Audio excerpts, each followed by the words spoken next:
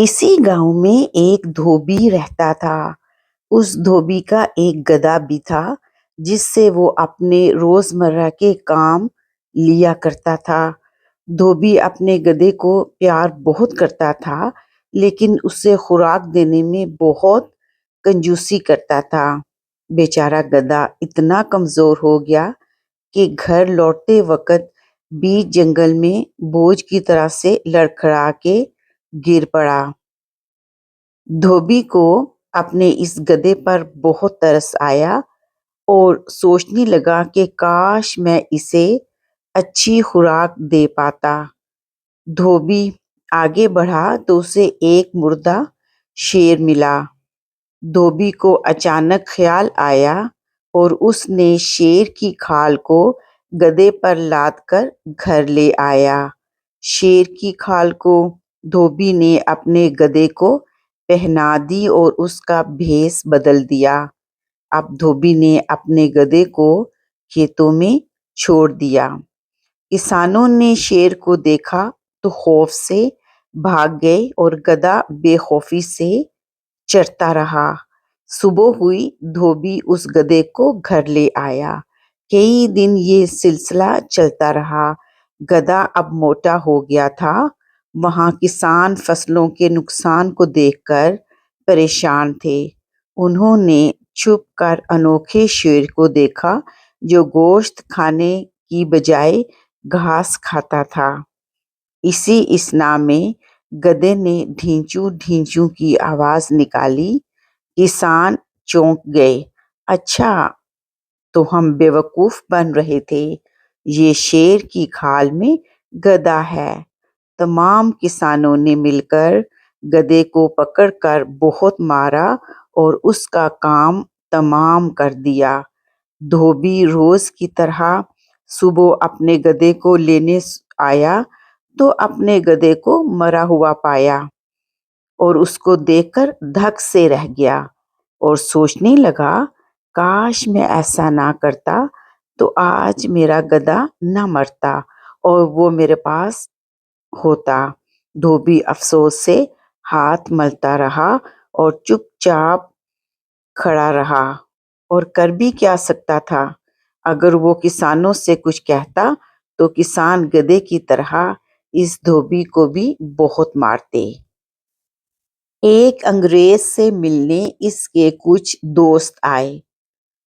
وہ اپنے دوستوں کے لیے کافی لے کر آیا۔ کافی کپ ایک جیسے نہ تھے بلکہ کوئی کرسٹل کا تھا، کوئی پلاسٹک کا اور کوئی ماربل کا تھا۔ اس انگریز کا کہنا ہے کہ میں نے بغیر سوچے سمجھے ایک ایک کپ سب کو تھما دیا اور مجھے نہیں پتا کہ کسی کے حصے میں کون سا کپ آیا، لیکن میں نے کچھ دیر بعد یہ غور کیا کہ سب لوگ کافی کو انجوائے کرنے کی بجائے ایک دوسرے کے کپ کو حسرت سے دیکھ رہے ہیں، جبکہ اصل چیز جس کو انجوائے کرنا تھا وہ کافی تھی اور وہ سب کپ کے اندر موجود تھی اور کافی ایک ہی جیسی تھی۔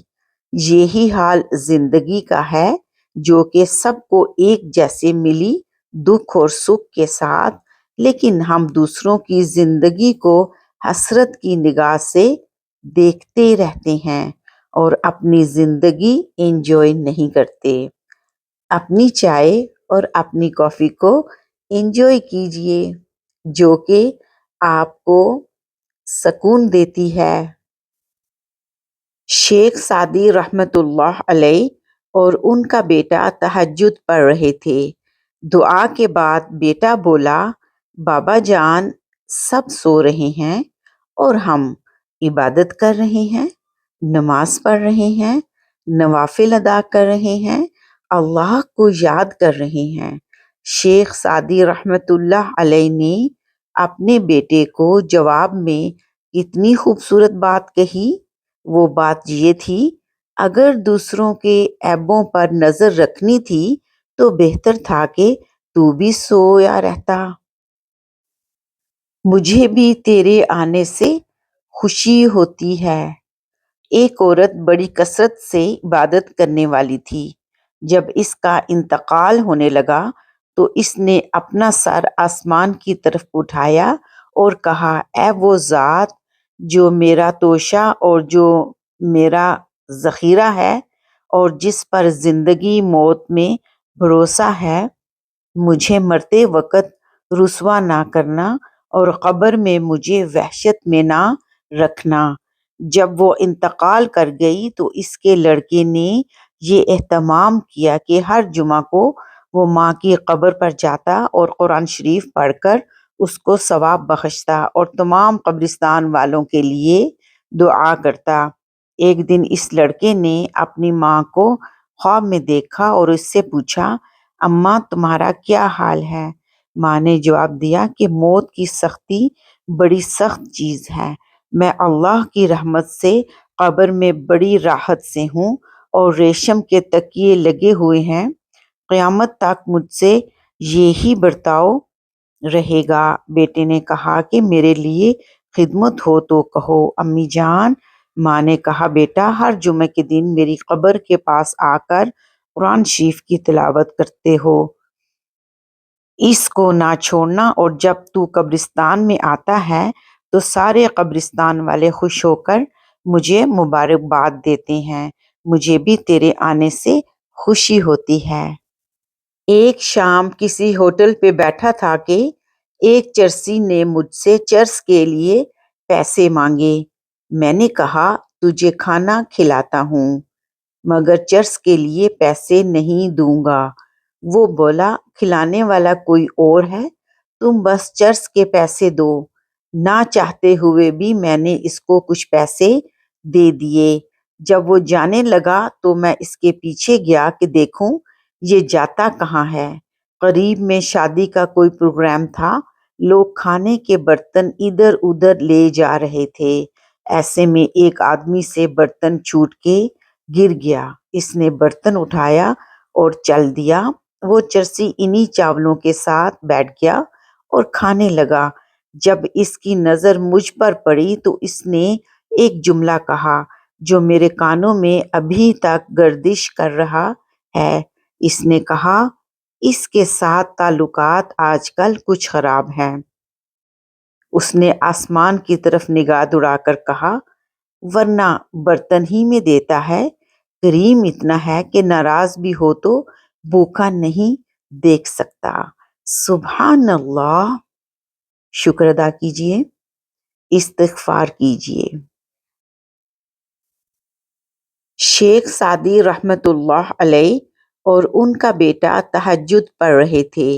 دعا کے بعد بیٹا بولا، بابا جان سب سو رہے ہیں اور ہم عبادت کر رہے ہیں، نماز پڑھ رہے ہیں، نوافل ادا کر رہے ہیں، اللہ کو یاد کر رہے ہیں۔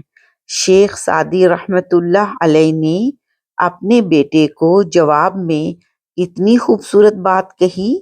وہ بات یہ تھی، اگر دوسروں کے عیبوں پر نظر رکھنی تھی تو بہتر تھا کہ تو بھی سویا رہتا۔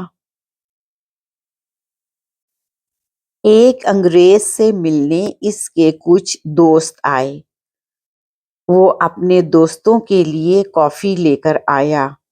کافی کپ ایک جیسے نہ تھے، بلکہ کوئی کرسٹل کا تھا، کوئی پلاسٹک کا اور کوئی ماربل کا تھا۔ اس انگریز کا کہنا ہے کہ میں نے بغیر سوچے سمجھے ایک ایک کپ سب کو تھما دیا اور مجھے نہیں پتا کہ کسی کے حصے میں کون سا کپ آیا، لیکن میں نے کچھ دیر بعد یہ غور کیا کہ سب لوگ کافی کو انجوائے کرنے کی بجائے ایک دوسرے کے کپ کو حسرت سے دیکھ رہے ہیں، جبکہ اصل چیز جس کو انجوائے کرنا تھا وہ کافی تھی اور وہ سب کپ کے اندر موجود تھی اور کافی ایک ہی جیسی تھی۔ یہی حال زندگی کا ہے جو کہ سب کو ایک جیسے ملی دکھ اور سکھ کے ساتھ، لیکن ہم دوسروں کی زندگی کو حسرت کی نگاہ سے دیکھتے رہتے ہیں اور اپنی زندگی انجوائے نہیں کرتے۔ اپنی چائے اور اپنی کافی کو انجوائے کیجئے جو کہ آپ کو سکون دیتی ہے۔